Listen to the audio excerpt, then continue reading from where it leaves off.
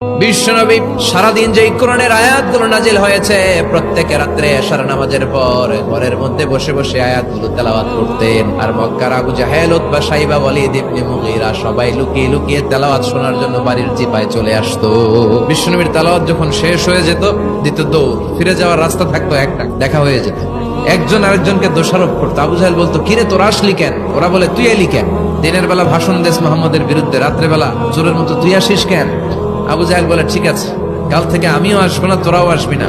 চল আমরা শপথ নেই যে কেউ আসবো না। দস্তখত দে, সিগনেচার দে, যেই আসবে তার মাথার চুল কামিয়ে আলকাতরা মেখে মক্কার বাজারে ঘুরিয়ে ঘুরিয়ে অপমান করা হবে। সবাই রাজি। আবু জাহেল বলে, দে, রাজি হইলে সিগনেচার দে। সবাইকে আবু জাহেল্লা, তুই না তা তুই আগে দে। আবু জাহেল 1 নাম্বার, নাম্বার 2 উতবা, নাম্বার 3 শাইবা, সবাই সিগনেচার। কালকে কেউ যাবে না। দিন গড়িয়ে রাত আসে। বিশ্বনবীর যখন তেলাওয়াত করার টাইম, ওই টাইমে আবু জাহেলের তেলাওয়াত শোনার প্যারা উঠছে।